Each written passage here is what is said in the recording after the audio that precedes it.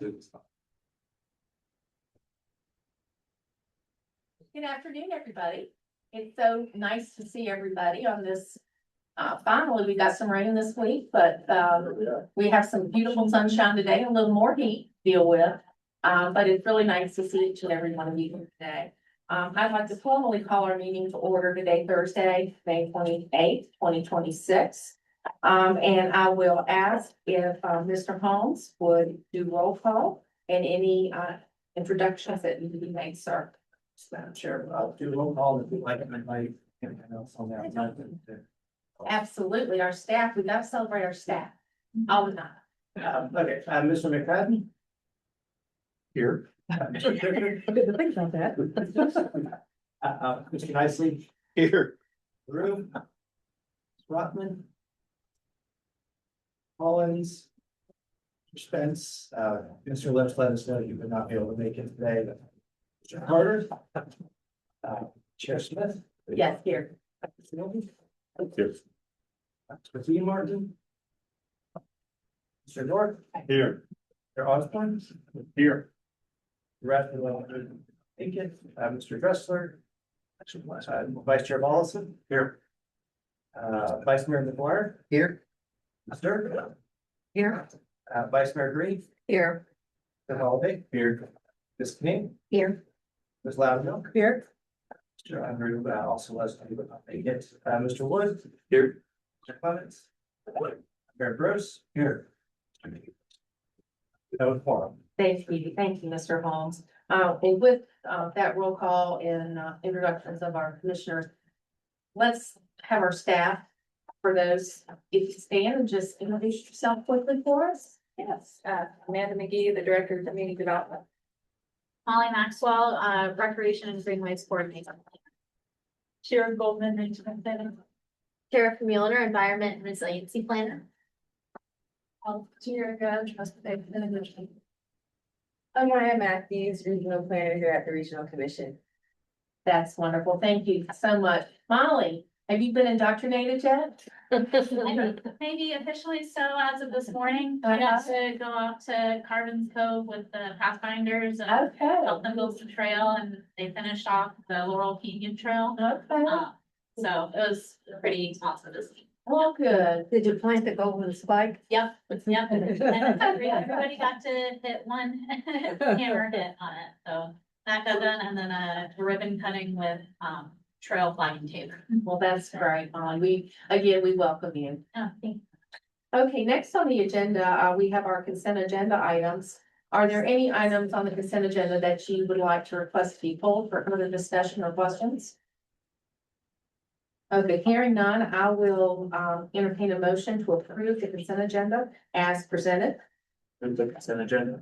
Second, Consent. thank you. We have a second. I'll fill Mr. North. Get you in a minute, sir. Bill there. All those in favor, please say aye. Aye. All those like sign, and that passes unanimously. Thank you all very much. So, a few remarks, for myself. Today, as we work through our work, you're gonna see the first draft of our 2027 work program, which will establish our major projects and activities that the commission will undertake next year. We need to take a special moment to acknowledge the work program and budget committee for their hard work.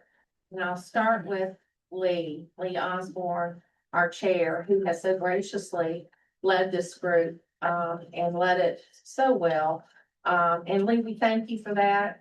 Other committee members, Don Erdman, Jim Griffith, Chris Kebler, D. King, Billy Martin, and Chuck Unroe. You have our deepest gratitude for your contributions to this effort. Lee, did you have any remarks you'd like to make?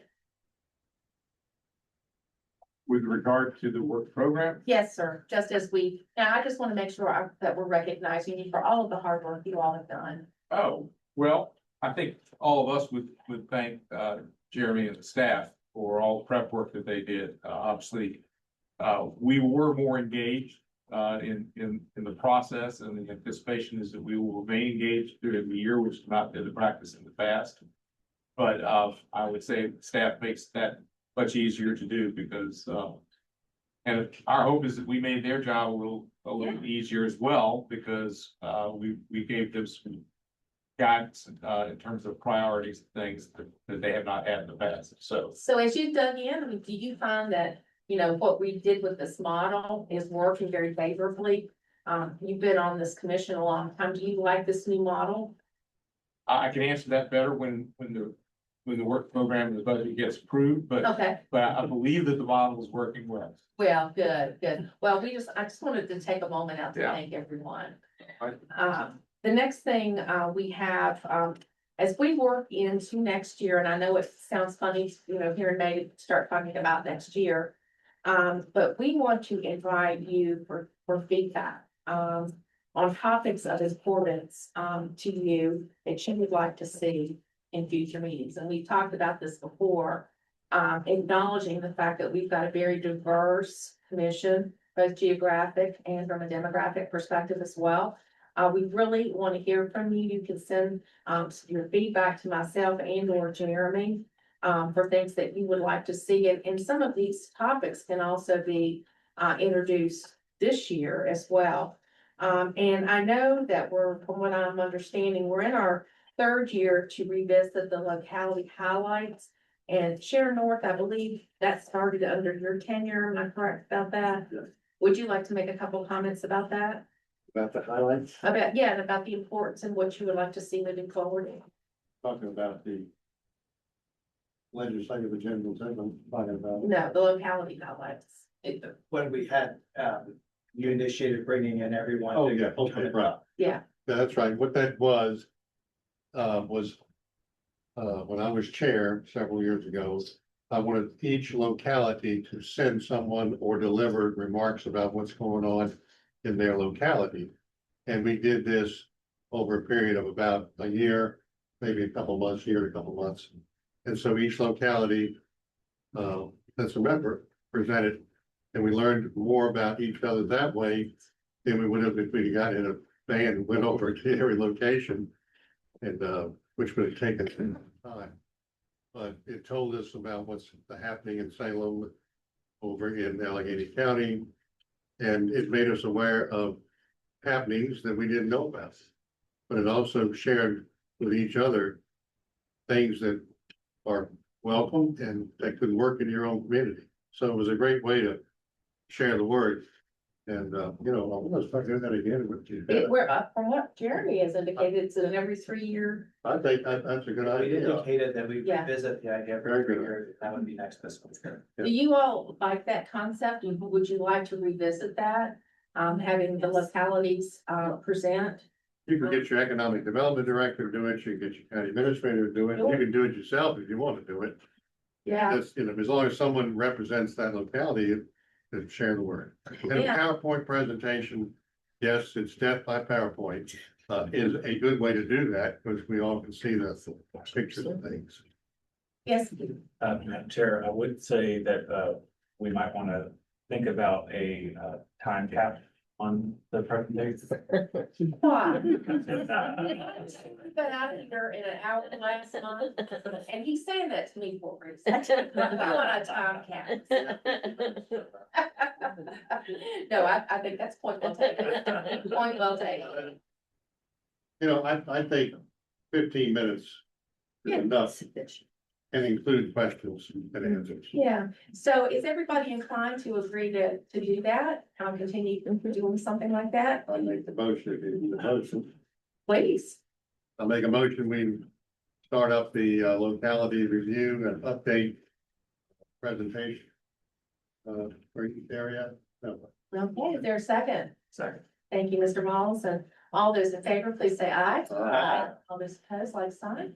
Okay, thank you all. And what I would, probably, and I'm gonna speak for you, and you can correct me if I'm wrong.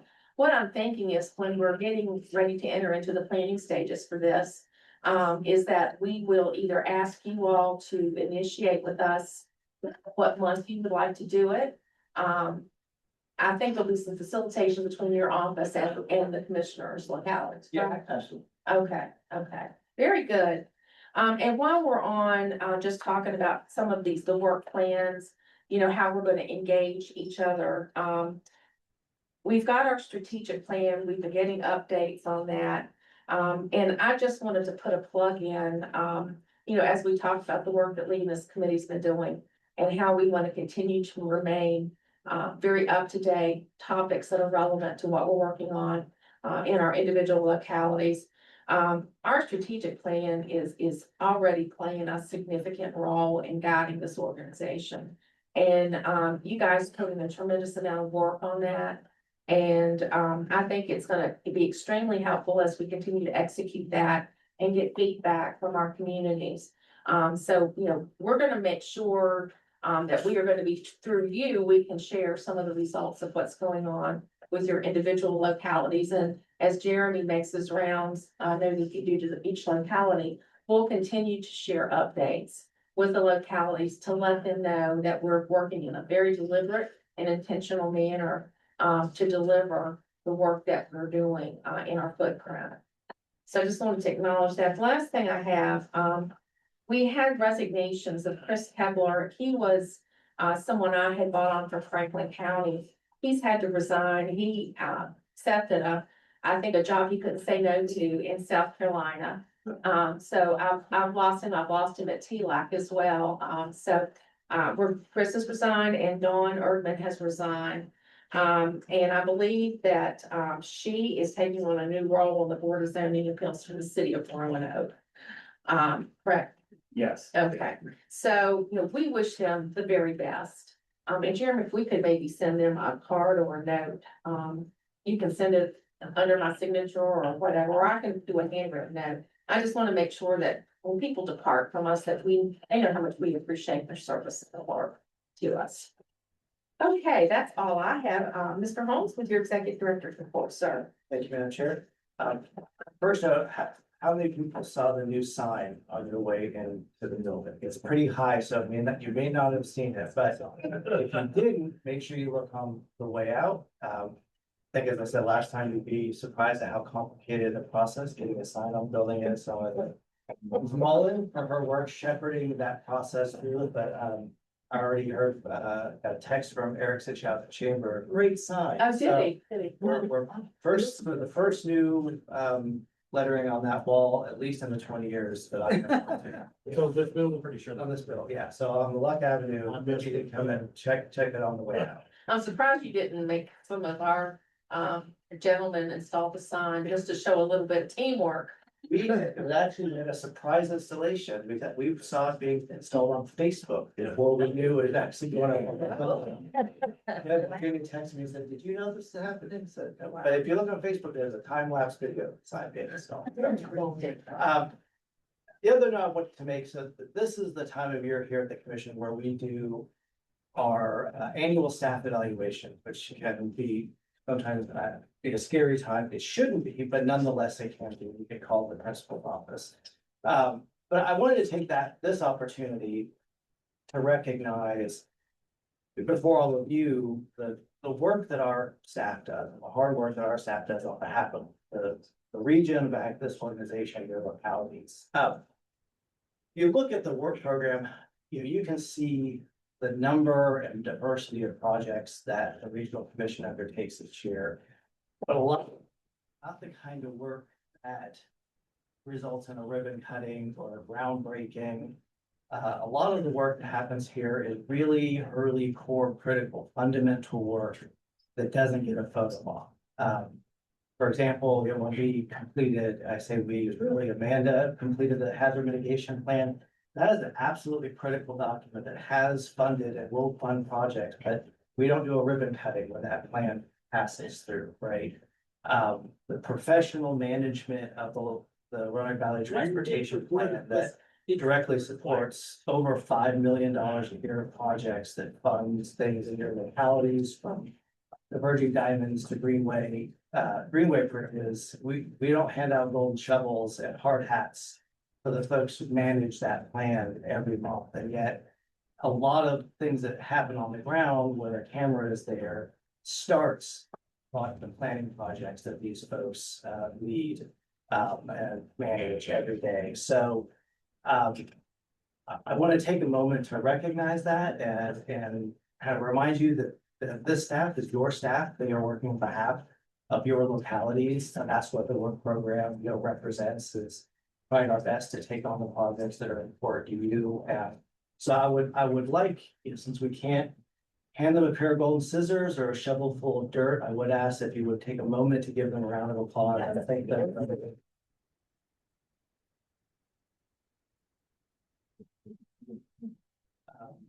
So we're very proud of what happens in this building, and how that helps make things happen on the ground with your citizens and your. So thank you, Madam Chair, for the opportunity to show our appreciation. Well, thank you for doing that. I know that the commission shares those sentiments tremendously. Okay, next on the agenda, legislative priorities, Mr. Holmes. Yes, Madam Chair, you have in front of you, or you should have what looks like a little pop quiz. As you know, every year, the legislative committee takes on the responsibility of the generation of the legislative agenda that we promote to our state legislators, generally starting over the summer. So I know many of you who do local legislative agendas do that work in the fall. We start that work very early. We try to get meetings and phone calls with our delegation long before the General Assembly session starts. We're entering our third year of developing the legislative agenda, and we're constantly refining that process. And one of the refinements that we're looking at this year under the legislative committee's recommendation is to take what in the past has been 5 priorities, shrink that down to 3, to really drive home what are the couple of things that we want to drive home. I think you were at the legislative meeting at Salem. I think my delegate Rasul even specifically mentioned leave something with 3 bold points behind. That's one of the best ways to get something in front of the delegate. The committee met about a month ago to consider some ideas for focusing on the legislative agenda. That's what you see at the top of this survey, in these categories of economic development, transportation, and education. What we would like for you to do is, if you wouldn't mind taking a few minutes while we're through, Mr. North threatened to lock the doors for the 2 here. Last meeting, you might do the same now. But what we'd like to get your feedback on these items or other items that aren't here that you think we should consider for our priorities. You don't need to get so in detail. We're going to take these and the legislative committee will review them and bring a draft agenda to you in June. We're looking at the agenda in 2 ways. We're looking at those top 3 priorities, but we're also just looking at general topics of interest that are important to you that we can use when having our discussions. And if you recall what your approval of this agenda does is it gives me and somebody permission to just take those ideas and run with it. When it comes to working with our legislators, working with agencies, it doesn't mean that there aren't other legislative needs that might be met. You might recall when we passed a resolution to support the Rich Parkway Foundation's General Assembly request for $1.5 million. And we'll still bring things like that to you when they come up. But this way, we don't have to come back every commission meeting and ask for approval to move forward on these things. So on the sheet, if you think it's important to your locality, just check the box. Check as many boxes as you want if you think something's important to your locality. If you think something should be one of the commission's 3 priorities, either circle the box on an existing one or write another item with what you think should be a priority. And the committee will take these, will synthesize, review them, and come back with what that draft will look like. We also have a survey. You probably got an email about that. So that's also floating out there for folks who aren't here today. One item that I will clarify, because this came up at the TPO, there's the economic development item supporting the Blue Ridge Innovation Corridor. We will specify supporting the Blue Ridge Innovation Corridor's investments in the Roanoke Valley-Alleghany region. So the Blue Ridge Innovation Corridor is a 4 PDC footprint. Our work will be to make sure that we're focused on its ability to and goals of serving our footprint. There's things that may want to do in a different PDC that we might want to like happen here. So that language will change a bit. But does anyone have any questions? You may even have completed this while I've been talking, which would also be. And Phil, would you like to restate your threat to everyone? No. I would like to volunteer somebody to collect everybody at the door as they walk out. This is a mandate. And, you know, you gotta have any gin clubs. And we don't have anything to share with you like candy or anything. Maybe next time I'll have some candy. That's it. Well, you cut that up and everybody. You cut that up and share it to everybody. No, but I don't think you can do that. But anyway, if someone would volunteer to do that. Okay, good, thank you. don't get close that. We'll close that. Now, let me give you an example. You know, if you support something, but the majority of your board likely wouldn't, then don't put it down. So think about what your area would want. That makes it a little stronger.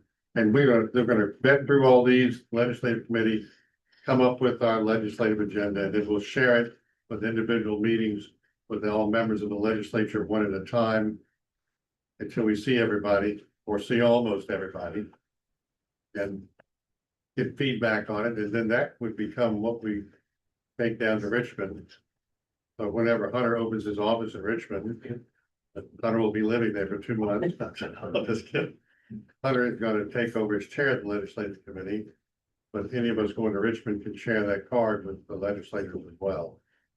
So they don't forget back home what we prefer to see. Thank you, Phil. And your efforts have been just so instrumental. Since I've been on the commission with moving into a legislative agenda for us, and we appreciate that. Did you have something, sir? No, he said no candy, I was just gonna throw him a piece. Are you gonna throw us some candy? That, That's fine, I want that. Yeah, no, I'd just like to say something. As the incoming legislative chair, I wanted to thank Phil not only for what he does for the TPO, but also what he does here for the regional commission. I've got some big shoes to fill, and I know that, and, but. Well, I told you I'd be right behind you. Way behind you. Right, and, but mentioning that, I heard you, we talked about, getting our congressmen involved and inviting them over here to the regional commission and TPO. And I met with Ben Klein yesterday, and so we talked about various things, and he and Morgan, he said that whatever I needed them to do, just give them a call, and I think they will be very receptive of coming and doing the talking and doing the presentation, and as the new legislative chair, I think we'll get together and pick out a time, and I'll coordinate it, and I'll get them to come out, and Well, you don't have any meetings in July and August. right. Thanks. July, We will likely have August. you'll have August. Yeah. But that's a great idea, and, again, thank you for stepping up, to chair the legislative committee. And, I'm looking forward to it. well, I know you're excited about it. Oh, yes. And it's contagious. Has somebody excited about doing more work. But we do thank you, and I think just an idea like that is just super. But thank you. You're welcome. Does anybody have any questions about the survey you have in front of you or anything regarding the legislative committee? Okay, get those surveys done quick and dirty. Won't take you but a minute, but you still have to pay attention. Okay, all right. We're gonna move on to the next item on our agenda, which is the septic program update. We've got Amanda and Tara down. Jeremy, did you have any introductory remarks you'd like to make? No, I'll let Amanda do the introduction. Okay, cool. All right, yeah, we're gonna tag team this meeting today, so, or this, presentation today. Thank you, good afternoon, and I am, of course, Amanda, the Director of Community Development. And also presenting to you today is Tara Milliner, who is, a Regional Planner 1, and she is the, like, engine behind the septic program, so. She does all the little bits that are a little overwhelming for me, And so I very much value her, and you're gonna get to hear from her later in this presentation. But I want to start by giving you some background to how we got into the septic program, and also take a moment to celebrate. So we have just successfully wrapped up 2 big grants around septic pump outs this year. The first is the Roanoke County Septic Education and Pump Out Pilot Program, that began in 2022, and the Botetourt County Septic Pump Out Program, which began in 2024. So this is really good news. We hit a lot of targets with these. Tara's going to tell you all about it. But you may wonder how we got into septic in the first place, which I think is a valid question. It's a little bit of a different direction than you might think. So this kind of became an area of interest for our staff back in 2018. So some of you may remember this map. I don't know how many folks have familiarity with it, but this is the map of the Bay watershed that we took in our reporting to DEQ way back then. So you can see the blue up there is where the Chesapeake Bay watershed comes down. You may also remember that we received a certain amount of capacity funding from DEQ to implement the watershed implementation plan, phase 3. And the targets in that were developed back then with DEQ. I will say, from the beginning, we successfully advocated to DEQ that if we were going to hit any of those targets, we would need some funding. And so I think that's a little bit of a success story for the PDCs across the state. So septic pumping was a big target area in terms of BMP implementation. So that's what got us into this. It's not the only benefit of this program. And so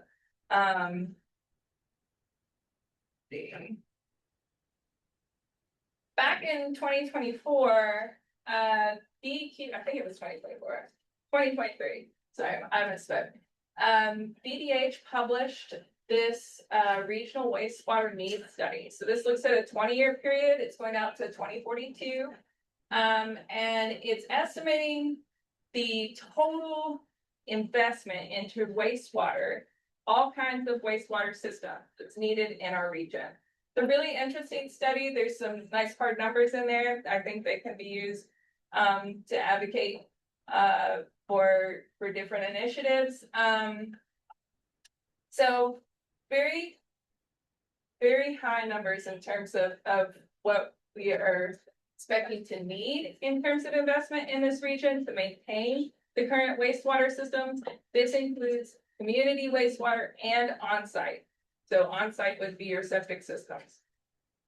And important element here, the Department of Health does estimate that about $5.2 billion over the next 20 years will be paid by property owners for installation of new on-site sewage systems. So why? Because a lot of the housing stock in this region is older.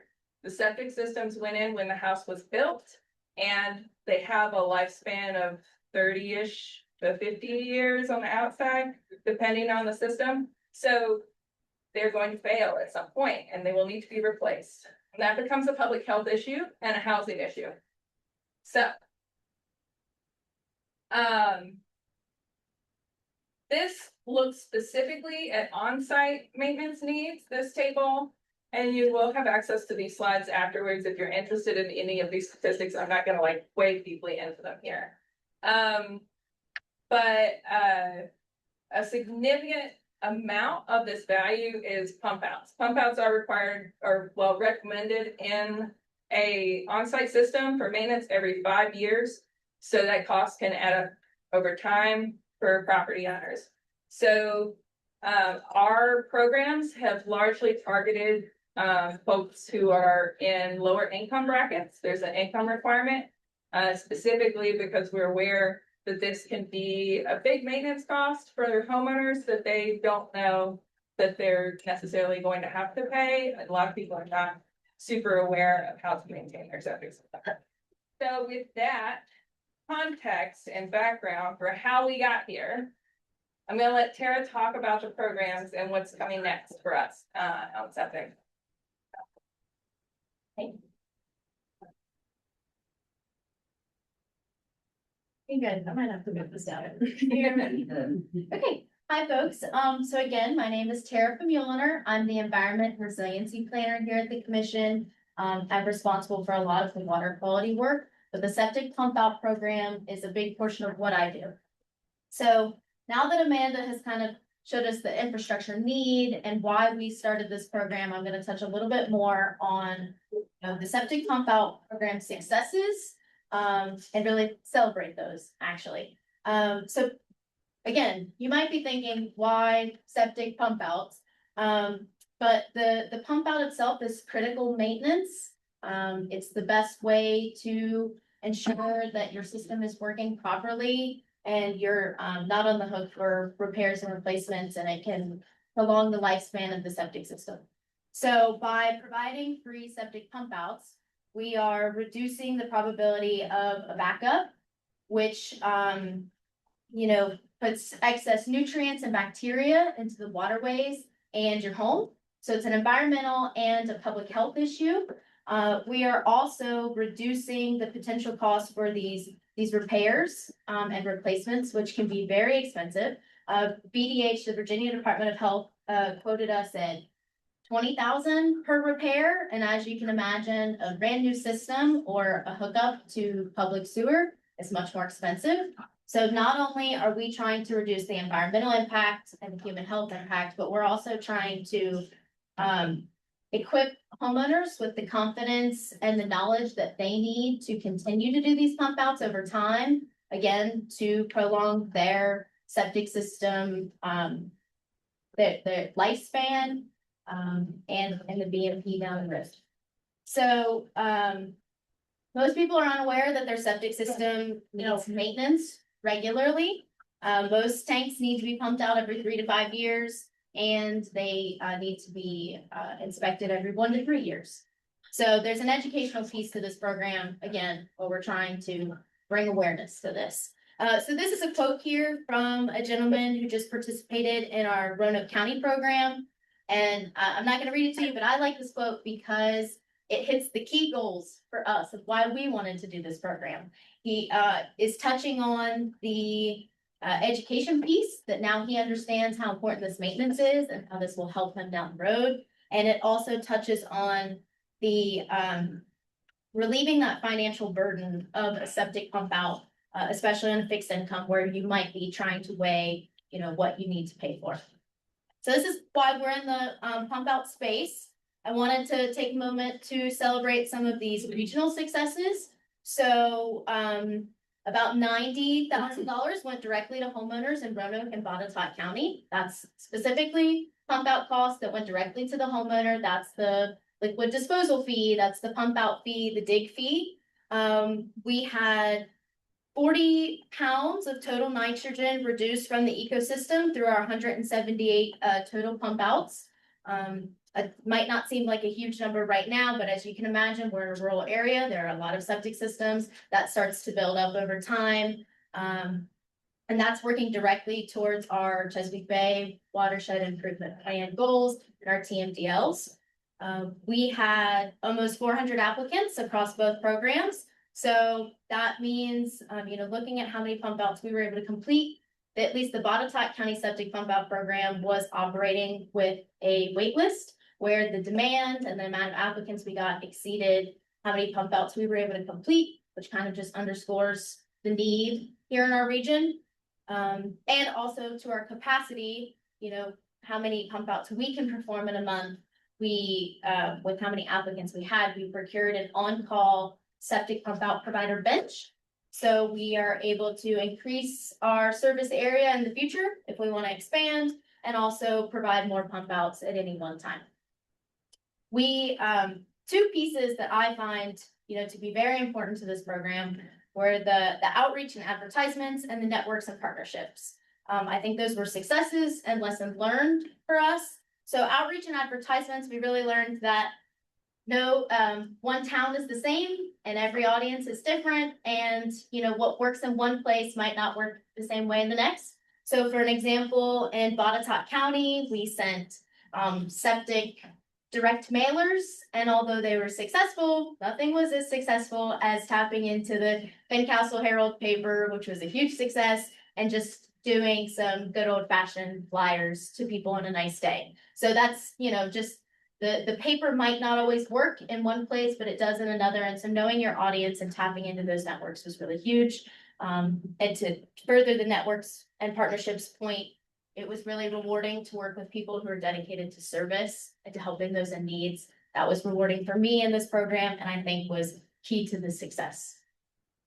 So we've discussed regionally. Now I'm gonna dive into the pump out programs themselves. So first we have the Roanoke County Septic Education and Pump Out Pilot Program.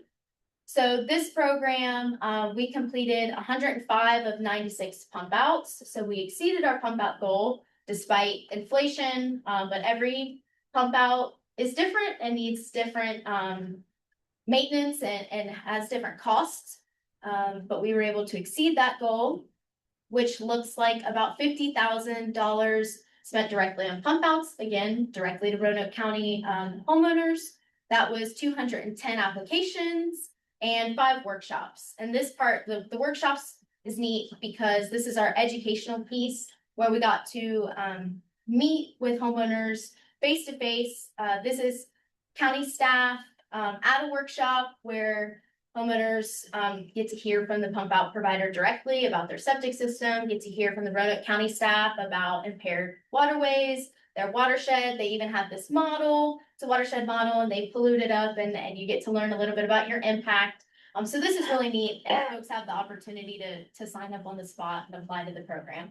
So we have 5 workshops in this program, and we had one virtual workshop, which we worked with the Roanoke Valley Television to create a video, and I think that really was a good way to reach folks that can't come in person, but still got to do that educational piece. This funding was through the Virginia Environmental Endowment, and this was the pilot program that started in 2022 and went until 2025, December 31st, where on January 1st of 2026, we rolled into a second grant, which I'll talk a little bit more about in a second. The key eligibility components for this program was you had to be a Roanoke County resident and your annual household income had to be at or below 200% of the federal poverty level. So again, this is our Roanoke County staff at the workshop and was a key piece of this program. So moving into the Botetourt County Septic Pump Out Program, it's pretty similar apart from the service area and the income requirement. But so this program, again, we were able to exceed our pump out goal. We had 73 pump outs completed in Botetourt County. Here they are on the map. They kind of look like sprinkles, but this is sorted through quarter. That looks like about $40,000 in pump out costs that went directly to Botetourt County homeowners. And we had about 175 applications. So you'll notice that this program ran from 2024 to 2026. So it's a shorter time frame, but had almost the same amount of applicants as the Roanoke County program. And again, I think that's because of those direct advertisements. We got smarter and tried some different things, and it pays off in different areas. And also the eligibility requirements were a little bit more accessible. You'll see that priority was given to applicants at or below 80% of the area median income, which is a more accessible figure to meet. And it's also for Botetourt County residents in the Chesapeake Bay watershed, which is what you see here in this map in blue. And then for funding, this was IIJA funds through our DEQ Chesapeake Bay Capacity Building Grant. And again, it ran from 2024 to 2026. This is myself and our tidy representative tabling, talking to folks about their septic system. So again, that education piece. So those were our programs. Like I said, the networks and partnerships were key. So we have so many people to thank. And for the success of this project, again, our funders, Virginia Environmental Endowment, DEQ, and pass-through funding from the EPA. we have our septic pump out bench, which is Tidy Services and Star City Plumbing. Tidy Services has been with us since the beginning of the pilot program, have been wonderful to work with. We have county staff, Roanoke County and Botetourt County staff, obviously. You all know your constituents best and have the best knowledge of how to reach people. And that was really, truly very helpful. And Roanoke County staff, especially stormwater staff, again, did a lot of the heavy lifting with those workshops, co-hosting those workshops with us and providing that educational piece. And you'll see here this with the umbrella and the little girl is their septic or their stormwater newsletter, which goes to around 40,000 residents in Roanoke County and is a great tool for residents. So county staff has been fantastic. We've worked with the local soil and water conservation districts. So Mountain Castle Soil and Water, who serves Botetourt County, partnered with us so that we could provide pump outs to everybody in Botetourt County. Since our program was for the Chesapeake Bay portion, we were able to work together, and they have a similar septic pump out program for the Roanoke River watershed portion of the county. RVTV has created many fantastic advertisements and videos for us. It's a great way to get the word out. And then finally, the Virginia Department of Health and the Water Authority have been great for that technical knowledge. They did a lot to help us get the program off the ground and help us understand septic systems a little bit better. So wrapping up here, I've got kind of what's next, because I think that we've made a lot of progress and have done a lot of great work, but there's still more work to do. So we have the septic pump out program will continue until, as of right now, January of 2029 for the, with the inclusion of Roanoke County and Craig County. And I think this program is off to a great start. Since January of 2026, we have over 40 applicants. We've done some advertisement in Roanoke County, but plan to start advertising in Craig County here in the next month and then have a workshop in the fall. So I'm excited to see this pump out program continue. Staff has been working on the Chesapeake Bay Watershed BMP or Best Management Practice prioritization report, which will give our implementation programs some guidance and structure moving forward. We're looking at pump outs as well as other BMPs. So I'm really excited to see, those findings, and we'll update the board accordingly there. And then finally, DEQ has announced some other potential funding opportunities through our current capacity building grant, either through IIJ again or NIFWIF, as a way to continue these BMP implementation projects. So that's where we're moving. I'll do a quick plug here. This is the landing page for the septic pump out program. So you might go to this page. It's our social pinpoint page, and learn a little bit about your own system. And also we have a toolkit if you were ever interested in helping us spread the word. So with that, I will take any questions, and I appreciate your time. Yes. How did you get this information out to the homeowners? Was it sent out in the mail or? So most of the time for the Roanoke County program, the educational piece was through the workshops, but we've done many flyers, mailings, newsletters. Like I said, I would go and talk to folks as much as I can. We've done a lot of social media. So newspapers, anything we can think of is how we're trying to get the word out. We've done radio, things like that, but we are always looking for new ideas that you all might think is a great way to reach people. So does that answer your question? Yeah, well, I live in Botetourt. I don't recall hearing anything on this. Of course, some of the stuff that I may not get at the house, but I was just curious. And how long will it be going on? So the Botetourt County program has wrapped up at this point. And that funding stream, has just been spent up. We spent all those funds. And because of the funder that we're using now, it's going to be in Craig County.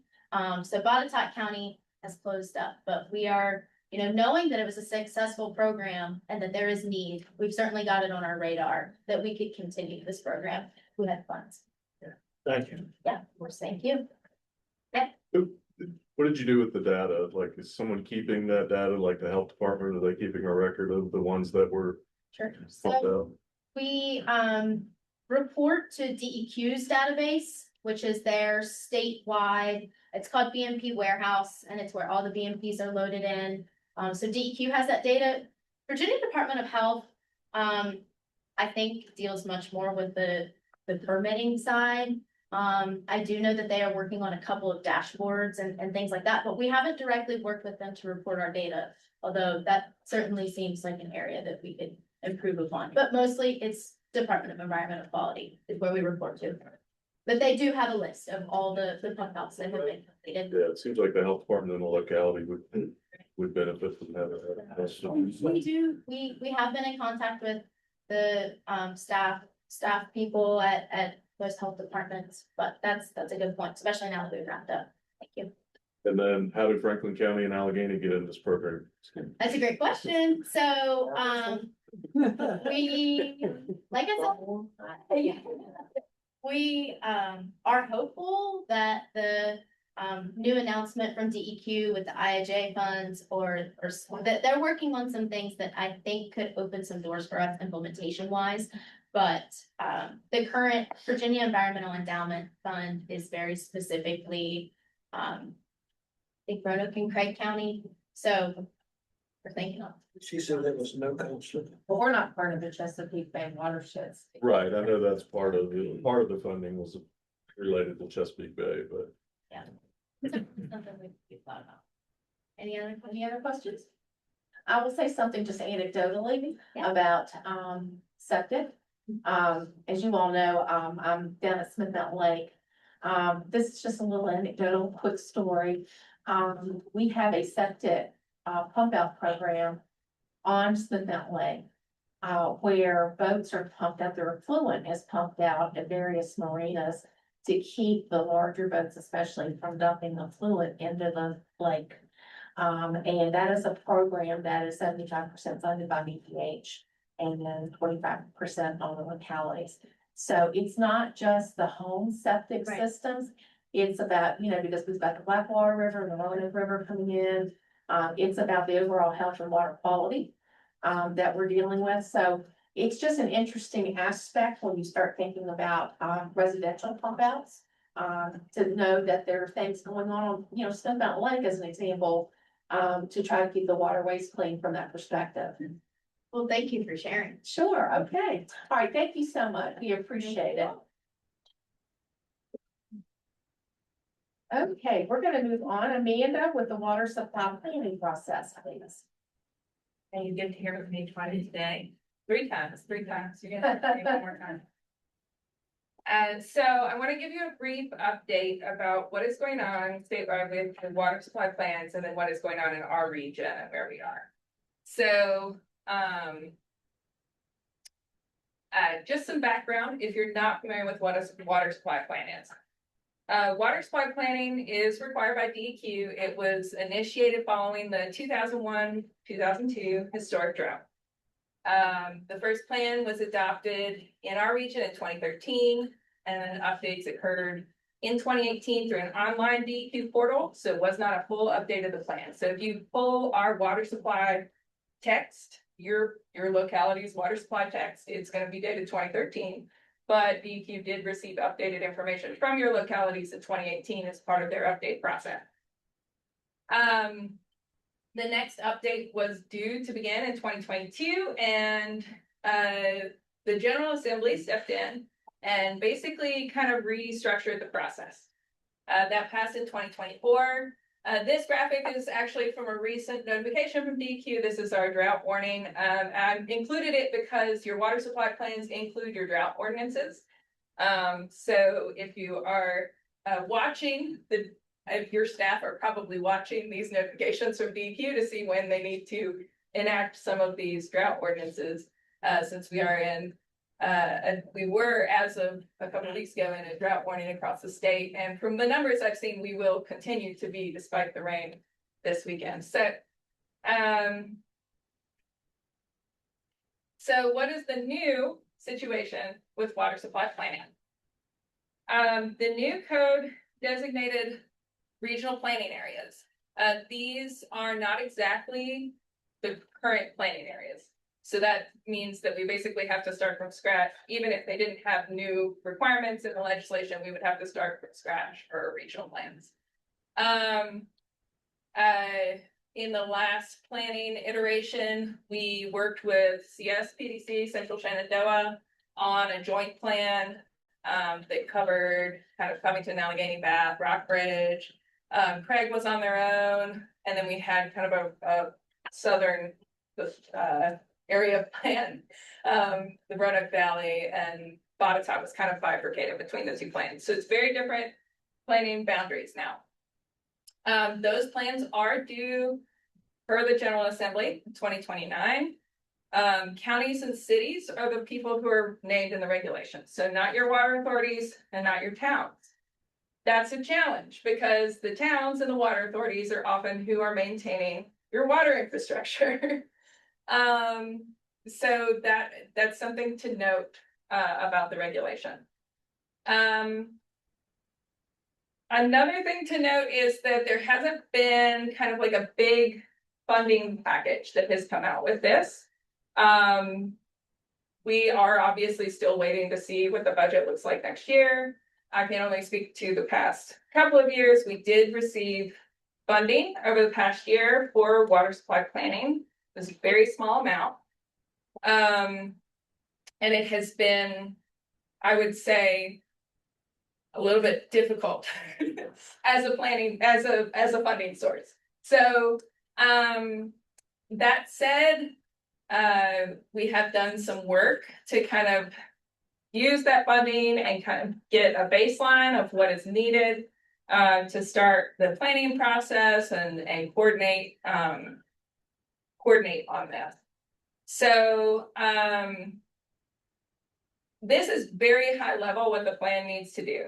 It needs to establish your existing water supply use, establish existing water supply capacity and resources, and then model what your projected demand and supply is, including risks to that supply, and then identifying strategies to address those future models and risks in terms of water supply.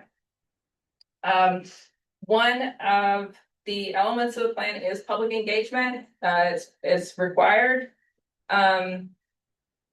Obviously, water supply is going to have some political implications in the current environment. I don't think I need to get into detail on that for y'all, but water supply is an issue in a lot of our localities right now and a concern for a lot of our citizens. So it's expected that the public engagement for this process would need to be pretty robust. I also want to note that the modeling is not something we can do in-house. It's not something we have the technical capacity to do. However, we have done, as I mentioned, we've done some scoping, we've done some outreach with your staff and your water authorities to establish existing water supply use, and we have created a framework to move forward with community water systems and large self-supplied users. So we have made some small initial progress on this.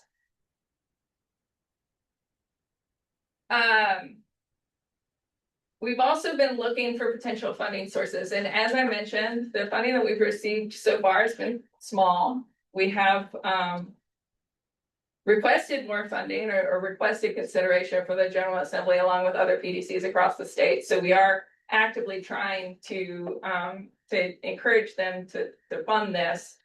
We don't know what that might look like next year, obviously. There is existing capacity funding for the Upper James planning area because we do have Appalachian Regional Commission funds, so we can use that to support our staff time. We do not have anything out like that in the Roanoke River area, so that would come out of our local regional dollars. Should we continue to support that planning process?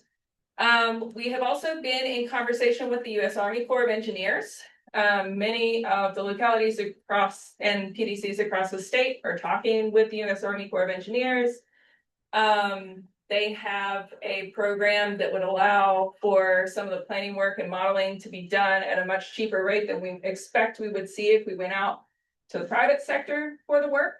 But of course, all of our areas across the state are gonna be applying for this at the same time, so it may be competitive. And then, of course, we have been in conversations with your county administrators and with the water authority about what that might look like, specifically the Army Corps of Engineers funding in the Upper James area, we would not have a match for. So that we feel if we can get that through, that between ARC and the Army Corps of Engineers program, that plan is pretty funded. But the Roanoke River plan does have a match requirement. So the costs for that would have to come from somewhere. So those conversations are happening. I encourage you to talk with your county administrators if you have questions about where those conversations are for your locality. But I did want to just let you know that this is happening, and that we're trying to figure out how to help as we are able to. And we don't need any action from this board at this time on this. But if you have any questions, I'm also happy to talk to you. Jeremy also has been very key in leading a lot of these conversations with the water authority and the localities. So that's all I have. Thank you, Amanda. Does anyone have any questions? Very thorough presentation. We appreciate all the work you're doing. Thank you. Thank you, Jeremy. Okay, next on the agenda, Mr. Holmes, the 27 budget and work program. Would someone mind bringing me the clicker, Amanda? Oh. Apologies. We will go through this pretty quickly, I think. You thought you saw a early draft of the budget last meeting. This is your first kind of view of the draft work program. So this has already been reviewed and recommended at this stage by the Work Program and Budget Committee and by the Executive Committee. So I won't dive too deep into it, but we can certainly ask questions and the Work Program Committee and I can provide any additional insight. I want to show you where we are as of now. So the budget update is pretty short. Since the last time that you saw the draft budget, main changes on the revenue side where we did get program some funds from the Southeast Present Regional Commission. You might recall last time we heard this was coming when we drafted the budget, we weren't even sure if there would be a Southeast Present Regional Commission. That is the Federal Regional Commission that covers everything that the Appalachian Regional Commission doesn't. In our region, that's the Roanoke Valley and Franklin County, with Roanoke City and Franklin County being the target communities for that funding. So we get about $15,000 a year from planning funds. It's not much, but we did program it into the budget for some activities. And you'll see this in a minute around some water quality and recreational facilities work. And on the expense side, the main change was a position that we had working to fill on the community development side, and an offer that was accepted. That position came in at a planner 1 rather than the senior planner budget level. But about 2 days ago, as we were developing this presentation, that candidate had actually since withdrawn their acceptance, so we will have to begin that hiring. However, the budget before you in the packet includes that position at a planner 1 level, which is about $30,000 less than the wages that you saw in April. Other than that we're at the budget is balanced. So I thank Sherry and the director staff for all the work they did around that. There's no other significant changes on the revenue or expense side. Every time I say that, we don't know what the General Assembly will do in June. And as you're aware, we always bring a mid-year budget back to you in November. So no doubt these numbers will look a little bit different then, but we do have a balance with the best information we have to date. And like last time, the largest changes in the budget overall were the end of a lot of grants that were one time, Virginia housing, hazard mitigation, those revenues stopped because this project stopped, and subsequent contract expense on the expense side stopped. So that's the only update from the budget. What I want to walk you through You have a draft work program document in your packet. I apologize, the formatting went a little weird when we sent it to you, so some of the headlines got overlaid in a weird way with the text, but the sort of the top line for the work program for FY 27 is that most of the projects that we submitted that were received during the solicitation period in January, we were able to accept those at some level, at least, maybe not as initially proposed, but we're able to get something into the work program to help support that work. This year continues to reflect a trend of receiving more project submissions on the community development side, but on the transportation side. As the work program committee has heard a number of times, that also happens to be where we have the fewest resources and the most limited way to spend that money, because we stack a lot of different programs to support community development. Transportation is basically our TPO, so it's a lot more flexible. So it can be a challenge, and as Mr. Osborne suggested, the board program committee's assistance on prioritizing helped us make decisions about what to include and how to scope that work on the community development side. So some of the major required projects that you see in that, also going to be saved for a fair amount of our work is mandated through those different grant programs or other federal or state requirements. But you can see here the Rural Long Range Transportation Plan Commuter Assistance Program that Andrea runs. A big part of the ARC funding is going to support the Allegheny Valley Solid Waste Management Plan, which is required by DEQ, Chesapeake Bay work. Some of that continues at Heritage Drive. The SEDS maintenance and committee review work, and that is the SEDS document that makes us eligible for EDA funding. We are undergoing a major overhaul of that, both document and the process behind it. I want to again credit Amanda for her work leading the work this year and into next year on the SEDS process. That's a pretty big lift. And the Greenway Commission administration, all the work related to the greenways, bringing Molly on board to support that work. That's basically a big new contract is a way to think of that. To the greenways forward. So that is new for FY 27. A lot of those other things are projects that you probably see on the work program pretty much every year. So yeah, some additional continued work, our regional counter program. That is the work that happens on both the transportation, the EDA side for trail counters. That is used by local staff at many of our localities for funding.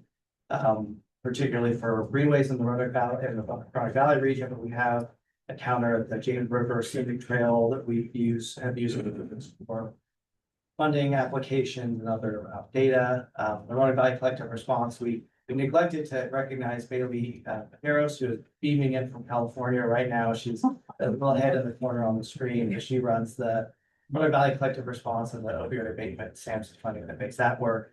And as you heard, the regional legislative agenda, which is now kind of an ongoing project.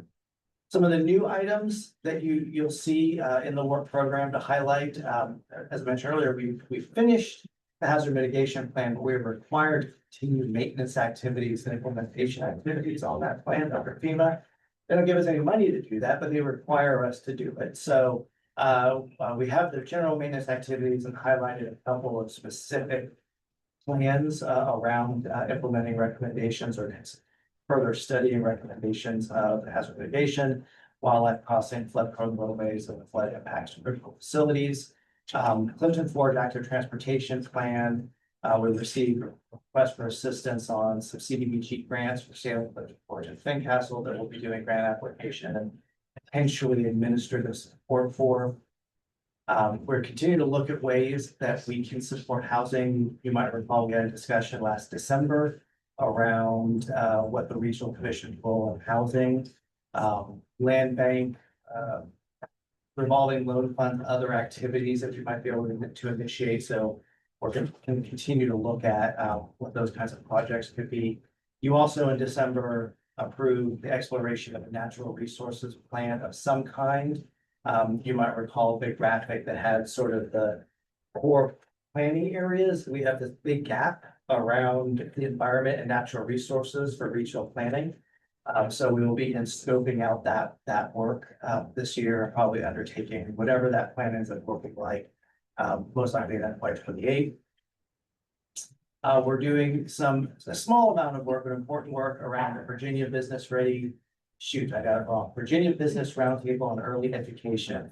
And this is working with some state agencies on supporting childcare. We were looking at childcare through an economic development lens. So there are some policy and potential data analysis that we'll be doing for Virginia Foundation for Early Youth. Economic impact of the greenways, major activity this year that, as you've heard, Mr. North probably talked about at the expense of greenways. We really need to make the case for what is that providing in terms of talent attraction, community health, and putting a number to that. So we'll be undertaking that work this year as well. Greenway trip survey to understand who's using the greenways better. Undertaking a Roanoke Valley gap analysis. The Virginia Recreational Facilities Authority, the regional commission will take on the fiscal agency of that group. It was the group that until recently owned Explore Park. They no longer owned anything but 37 boxes of files, but they're trying to figure out what that organization or that agency can do, as it is in Virginia code, and it has a fair amount of authority to undertake certain kinds of activities. So that fiscal agency will be moving out of Roanoke County and into the regional commission next year. That is one of the things we'll be spending our Southeast Crescent out there this year. Point that. We've also been asked to explore the inclusion of Roanoke Valley and Franklin County in the Appalachian Regional Commission. This is literally an act of Congress. It has happened. We're just starting that discussion, and we will have a lot of discussions with your localities, your boards and councils on whether this is something that you want. But if you look at a map of the Appalachian Regional Commission, it hits the Roanoke County. There's a big bite taken out, and then it goes back down to Henry County. That's because at the time, Roanoke and Franklin did not want to be part of the Appalachia when JFK formed the Appalachian Regional Commission. So it will take an act of Congress to change that border. Look for that. We'll discuss there's interesting implications in a lot of different ways for what that means. That would make the regional certain kinds of funding, it would bring more planning resources to the regional commission. There's a number of things to explore, but we've been asked to see what that would look like and potentially make that overture out to Mr. Holiday noted or Griffith or Ben Klein to maybe make that through Congress. Jerry, that notch that you mentioned, that includes Roanoke and Franklin counties, until recently included Henry County too, right? I mean, somewhat recently. It may be, and I don't recall, I know over the last several years, one by one, a number of counties, I don't remember when Henry might have been drawn in, if it was an initial one. I know there's been in North Carolina, particularly some additions recently. It's not super common, but it does happen. And I don't recall how long ago Henry might have been drawn. Yeah, but I think originally they were in that notch also. Yeah, that's good precedent then for actually making the argument that this would want to keep you out there. Some things just to kind of for transparency, there was some things that we received that we were not able to include. Town of Fincastle map digitization process, railway stop in Salem study, Allegheny County Public Land Use Plan, and this last one I want to make a special note of. I want to highlight why this was actually really useful to have the work program committee as involved as it was. We received a project request for this public works funding, and as it turned out, what we got on paper wasn't. We had a big discussion and turned out that really didn't describe the project. So what I'm reflecting here is that project as submitted wasn't accepted, but Mr. Griffith led a big discussion about what the actual need was, and some of that support work is actually not waiting until next year's work program to start supporting the Allegheny County Public Works. So I'm going to highlight that project didn't make it in, but it kind of did through the robust discussion. There's a couple of things that are still outstanding, as Mr. McGee mentioned, the water supply planning. We will know exactly what our role will be in after the General Assembly passes the budget by July 1. It really depends on how much funding, is in the budget. The Senate side has funding for water supply. The House has zero funding for water supply, and that's tied into the data center tax refund cancellation when one budget has way more money in it. That's that. So we'll just have to wait and see what that looks like. And if you saw, there's a work program item around some CDP grants. If some of those come through, we may take on an administrative role of that, and we would amend those specific projects. So that's where we stand and what's reflected in the packet in front of you. So our timeline, as I mentioned, the work program committee, and I feel very sorry for them, had a 2-hour meeting of going project by project, talking through this. So they have seen all of every single item in here, but they reviewed that and recommended that without any changes. I'll certainly invite Mr. Osborne and his team to say anything they'd like at the moment. The executive committee saw it at their meeting and is recommending it without comment. So this is an opportunity to continue to accept some feedback from the full commission today, or any other feedback I'm going to provide from me or the work program committee, and then we will bring the final work program and budget back to you for adoption.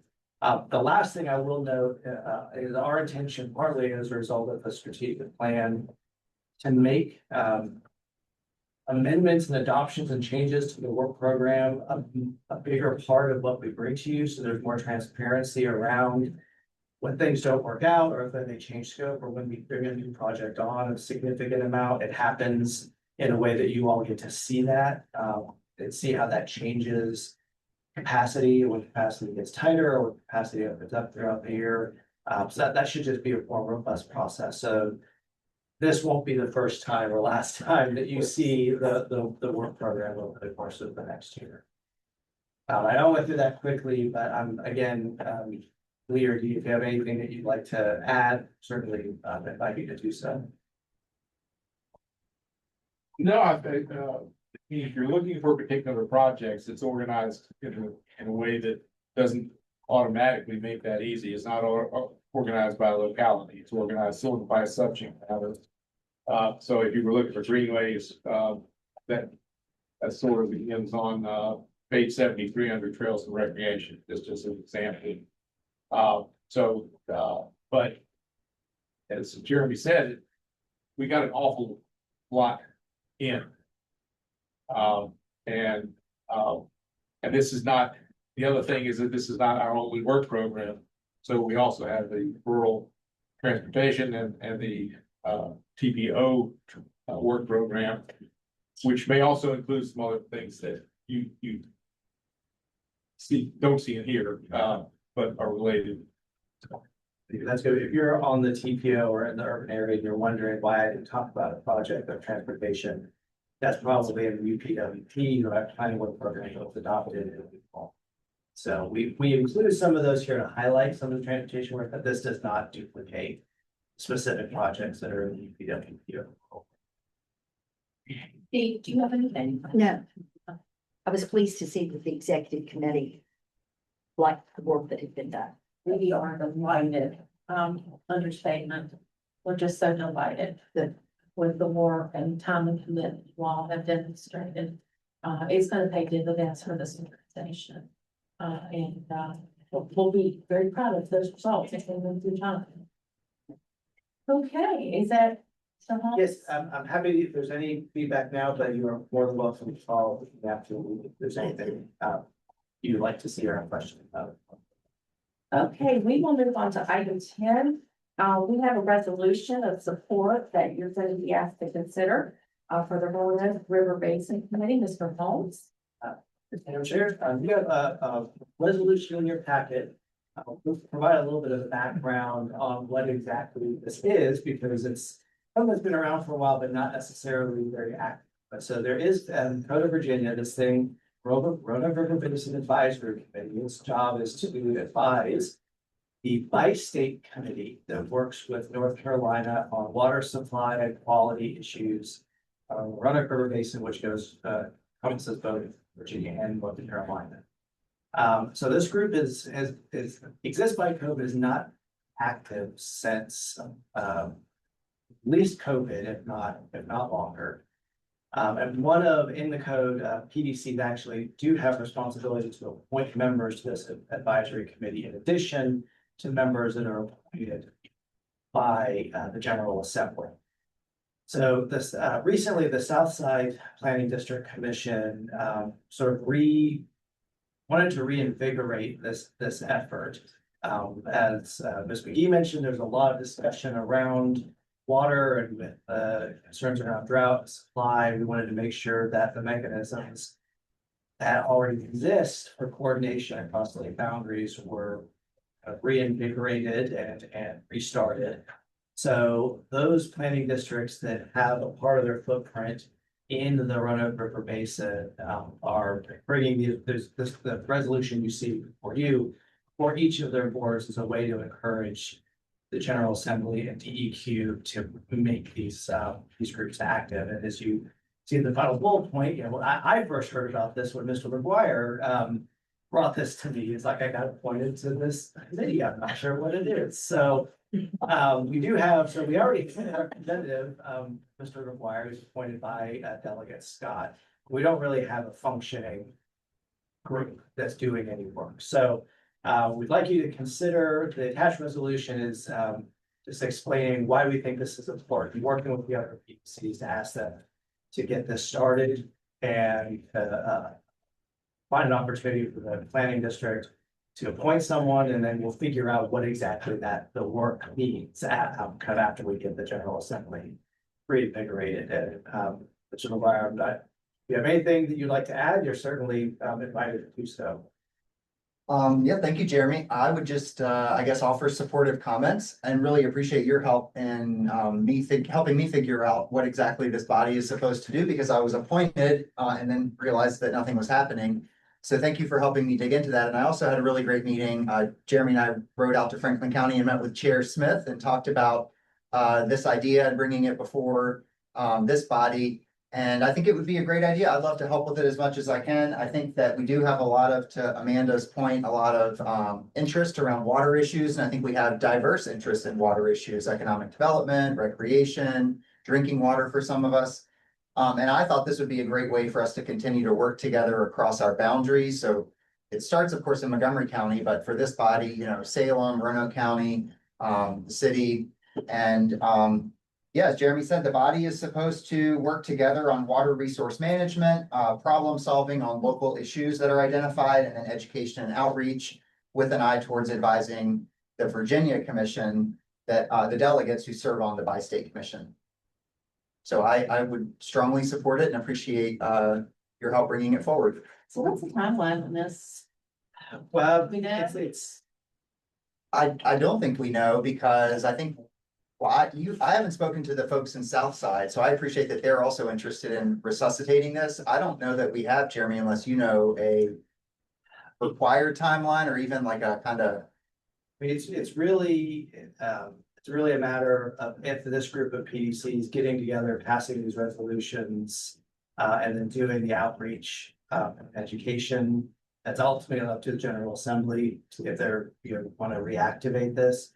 So I don't think there's a specific timeline. What I would say is, the first thing that's going to happen after this, should you pass a resolution, is I will take that, distribute it to the appropriate folks, continue working with the executive directors across those PDCs to support this, encourage, advocate for it as much as possible. I think everywhere in the state's looking at water, so maybe just by bringing it up now, it might get enough attention to get some activity. But once we know more, we'll certainly come back and let you all know what the timeline and the specific activities might look like. So first of all, Mr. McGuire, I'd like to thank you and congratulate you on your appointment. It's your breath of fresh air. Thank you very much. Thank you for your time a couple weeks ago. Yes, please. So in the first paragraph, it refers to the Roanoke River Basin Bi-State Commission, and maybe I was not paying enough attention, but I assume this is North Carolina? Yes. Okay. So is it similarly defunct in North Carolina, and is there a similar effort to revive it? That's a good question. I don't know what North Carolina's structure, so, we have a committee that advises the Bi-State Commission is how it's structured here. I don't know what the North Carolina structure is like at all. I might hazard a guess that if we haven't heard from North Carolina about activating this in a while, it might be as defunct. But that's a good question that we could see where they stand on this one, because my knowledge, we have not. None of the PDCs I'm aware of have received any outreach from one. Because if it is, it would seem that if it's gonna be a by-state effort, that we would need to at least try to encourage that. If not, and they're already doing stuff and we don't know about it, then we're maybe behind the 8 ball already, so we're looking into. Thank you. Certainly do that, Lee. Thank you for bringing that to our attention. So I think, Mr. Holmes, if I'm correct, what we are going to ask of the commission this afternoon is to consider adopting this resolution to reconvene and reestablish the Virginia Roanoke River Basin Advisory Committee. Correct? Yes, ma'am. So is there a motion on the floor? Can I ask a question first? Of course. I don't know if the TLAC group, I know Chair Smith had talked about that before. I don't know if could be a body that could be represented on this commission as well. Because that takes Smith Mountain Lake and Leesville Lake. It brings in Campbell County, Bedford County, Franklin County, That's Pennsylvania County. Yeah, that is a good question. I'd have to look back at the code to see what the advisory committee membership, if there's, what those requirements or limitations are, but I think that certainly could be part of reactivating this, is exploring what has changed since the last time it was active and what other bodies and groups should be involved in the process, and make sure that that's, that they are invited to participate in some way. That's a great point. What you and Lee have brought up, we will move forward with those questions in mind. If you all choose to adopt the resolution. Any other questions or inputs to this resolution? This is great stuff. Anybody else? Okay, is there a motion to approve this resolution as submitted? So Thank you, Mr. Volleson. Is there a second? Second. Thank you. All those in favor, please say aye. Aye. All those opposed, like sign. And this passes. Congratulations, everyone. Mr. Holmes, do we have any committees that wish to report out today? We do have a couple of brief. Okay. Are the ones listed the ones? The ones that are up on the screen there are the ones that. Oh, very good. that will receive it. Okay, very good. Hello, thank you. So I am, part of my position as, recreation planner is, to be the staff liaison for the Blue Way Committee. So on continuing the topic of waterways here, but now more of a recreation side. I think the biggest update with Blue Way Committee is right as I came on board, they had completed this, updated, Blue Way brochure. And this is the Roanoke River Blue Way. And the brochure is really a lot more than just a brochure. It's an actual map that shows you all of the put-ins and takeouts. It also, provides information on, where different rapids are and ideal water levels to paddle each section. So that's really helpful, useful information for people wanting to kayak and canoe on the Roanoke River. And so we are working on getting this distributed to all of the places that people can access it. And we're also, our planner Jinren is helping us out to update the website. That will also have all of this information. Also, the committee has been working for a long time. I'm not sure how familiar you all are with the Niagara Dam relicensing process, but that has been an ongoing thing, and a big part of that has been the recreation plan that they were required to produce. And the Blue Way Committee served as a stakeholder for that process. And they're continuously working on providing comments and feedback to FERC to get that plan approved. Any questions for Molly? Mr. Volleson? Thank you for that report, Molly. I was just wondering, if there's been any talk about, we're gonna be replacing the low water bridge in Wasena.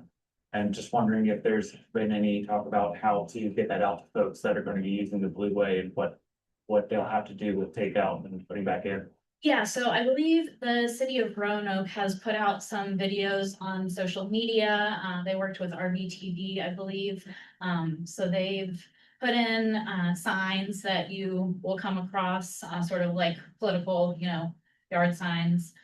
So when you're paddling down, you can see where you take out, and they've cleared out some brush and everything to be able to walk around, and they still have the construction from I guess that is for the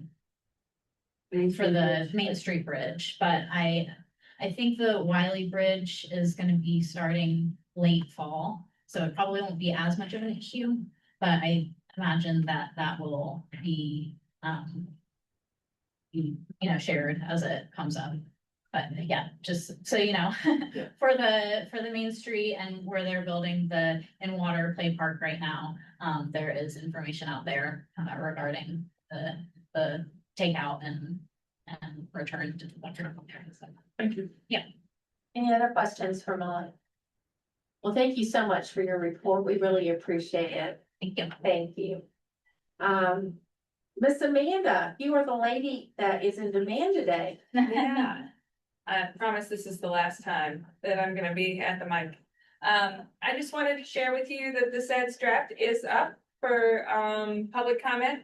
We are required to provide it for public comment for 30 days prior to the public hearing. So it is available. Feel free to share the link.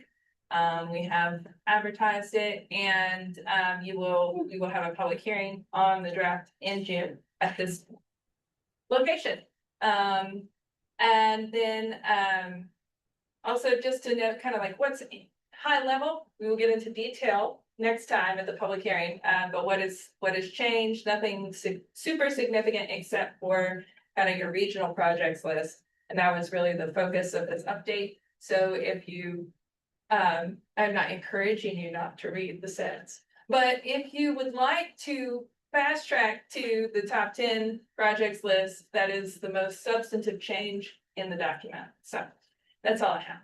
Thank you so much. Yeah, this is an important document. If you have time, please go on and look at it, review it. Okay, we've put the legislative committee up next. Jeremy, did you have anything more specific than what you and Phil have already talked about? The only thing I wanted to add is the legislative committee has been working on formalizing that committee. That's been a very ad hoc committee that's been ad hoc for 3 years. So we decided it was time to sort of formalize that effort. So in June, you will see the charter to establish the legislative committee as a standing with the regional commission. As we mentioned, Mr. Holliday will be stepping in as chair, but I do want to extend the invite. We can have up to one member from every locality participate in the legislative committee. It's a minimum of 5, maximum of 11 members. If your locality is not already represented, if you're interested in joining, please let me know and we can go through the work to get you added, appointed to that committee. But that's the only thing I wanted to add, an open invitation. That's great. If you all consider that, if you're interested, if you'll let Jeremy know by the next meeting, so that he can incorporate that information with the presentation to formally establish the group, that would be very helpful. Okay, I'm going to open the floor. Well, is there any other business, Mr. Holmes or staff, that need to complete? Yeah, I'll just say that we had a scheduled work program budget committee meeting after this meeting, subject to availability of members, number one. And number two, any issues being raised during this meeting. Since none were raised, and since I think only 2 of us remain, I'm going to suggest that we not have that meeting. Amen. Thank you, Lee. We appreciate those efforts. That's great. Any other business? And I will combine that with any comments from commissioners or the general public at this time. Any comments? I would like to invite everybody out to Clifton Forge tomorrow night is our first Fridays in the Forge. The weather's supposed to be gorgeous, with live music. We're shutting down Ridgeway Street and all our businesses will be open. I think we got 22 vendors. Of course, the 5 sides building will be open, so you can come and actually see what we've done with that so far. So please come out and see us. It's from 6 to 9 tomorrow evening. Okay, thank you for that. That's wonderful. I saw other hands go up. Or comments, questions, or if that's right. Senate Bill 832 was passed by the General Assembly and it talks about vulnerable road users, safety zones, and VDOT has been charged to develop criteria and recommendations. So I'm a vulnerable road user because I cycle on our highways. That I want to say that Roanoke City has a Roanoke Vision Zero pledge. And this addresses vulnerable road users and encourage you to have a vulnerable road user pledge in your locality also. And then there is the Transamerica Bicycle Trail. It's first ridden in 1976 to celebrate the 200th birthday of our country. This is 250, and the tag for Virginia is Made America, made in Virginia. And what's happening is that the tour companies and cyclists going across country are no longer starting in Virginia or ending in Virginia. They're taking the C&O towpath from Georgetown to Cumberland, Maryland, and taking the Greater Alleghany Passage. So I would encourage you to in this regional commission and other commissions to join our trails. Our off-road trails. We have the Capitol Trail that's in Richmond. We have the Fall Line Trail that goes to Ashland, and we need to connect to Charlottesville to Lexington, Lexington to Roanoke, Roanoke to Blacksburg. We have some opportunities to do that. But outside, there's a 1999, it was the first Greenway conference that was held in Richmond, and it shows the Roanoke to Lexington Trail on there. It also shows the James River Trail, and some of you have looked to see, and some of those trails have been completed. That we're celebrating the Transamerica Trail with a historic marker. This is going to be on June the 26th, June the 29th, up in Botetourt County near where the Daleville entrance is on 779. So we have a historic marker now that Bike Route 76 is internationally recognized because we have many international riders come and to cycle across the United States. It's disappointing with this being the 250 that they're not cycling through Virginia because America made it Virginia. Thank you, Barbara. We continue to appreciate all of your efforts.